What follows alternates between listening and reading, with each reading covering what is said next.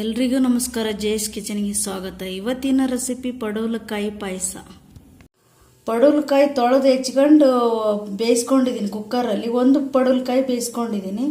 2 spoon ಅಕ್ಕಿ ನೆನೆಸ್ಕೊಂಡಿದ್ದೀನಿ. 2 spoon ಕಡಲೆಬೇಳೆ ನೆನೆಸ್ಕೊಂಡಿದ್ದೀನಿ. ಒಂದು ಅರ್ಧ ಗಂಟೆ ಮುಂಚೆನೆ ನೆನೆಸ್ಕೋಬೇಕು ಎರಡೂನು. ನೀರು ತೆಕ್ಕೋತೀನಿ. ಇದನ್ನ ಮಿಕ್ಸಿ ಜಾರಿಗೆ ಅರ್ಧ ಕಪ್ ಅಷ್ಟು ತೆಂಗಿನ ತುರಿ ಹಾಕ್ತಾ ಇದ್ದೀನಿ. ಅರ್ಧ ಕಪ್ ಇದೆ ಇದು. ನೆನೆಸಿದ ಅಕ್ಕಿ ಹಾಕ್ತಾ ಇದ್ದೀನಿ. 2 ಸ್ಪೂನ್ ಇದೆ ಇದು. ನೆನೆಸಿದ ಕಡಲೆಬೇಳೆ ಹಾಕ್ತಾ ಇದ್ದೀನಿ. ಇದು 2 ಸ್ಪೂನು. ಎರಡೂ ನೀರು ತೆಕ್ಕೊಂಡು ಬಸ್ಕೊಂಡಿದ್ದೀನಿ. ಇದು ನೀರು ಹಾಕ್ಕೊಂಡು ಮಿಕ್ಸಿಗೆ ಹಾಕ್ಕೊಂಡು ಬರ್ತೀನಿ. ಒಲೆ ಹಚ್ಚಿ ಪಾತ್ರೆ ಇಟ್ಕೊಂಡಿದ್ದೀನಿ. ಬೇಯಿಸಿದ ಪಡವಲಕಾಯಿ ಹಾಕ್ತಾ ಇದ್ದೀನಿ.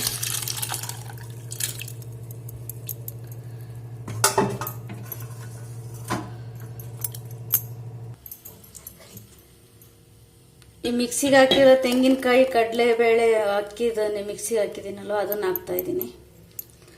ಇದು ಒಂದು ಕುದಿ ಬರಲಿ. ಕುದ್ದಿದೆ ಇವಾಗ. ಇದಕ್ಕೊಂದು ಕಪ್ ಅಷ್ಟು ಬೆಲ್ಲ ಹಾಕ್ತಾ ಇದ್ದೀನಿ.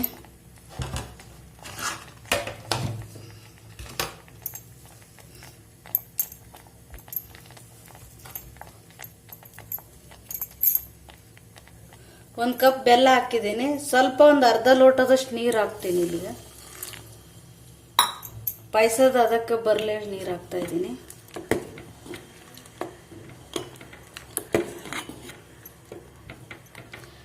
ಇದು ಕುದಿಬೇಕು.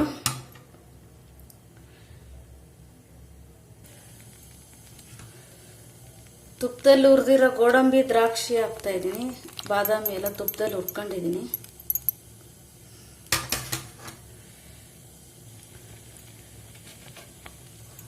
ಒಂದು 1/4 ಟೇಬಲ್ ಸ್ಪೂನ್ ಏಲಕ್ಕಿ ಪೌಡರ್ ಹಾಕ್ತಾ ಇದ್ದೀನಿ.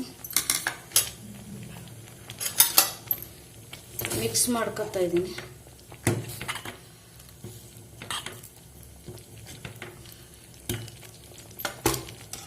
ಇದಾಗಿದೆ. ಗ್ಯಾಸ್ ಆಫ್ ಮಾಡ್ತೀನಿ. ಒಂದು ಪಾತ್ರೆ ತೆಕ್ಕೋತೀನಿ. ಪ್ಲೀಸ್ ನನ್ನ ಚಾನಲ್ ಯಾರು ಸಬ್ಸ್ಕ್ರೈಬ್ ಮಾಡದೆ ನೋಡ್ತಾರೆ ಪ್ಲೀಸ್ ಸಬ್ಸ್ಕ್ರೈಬ್ ಮಾಡಿ.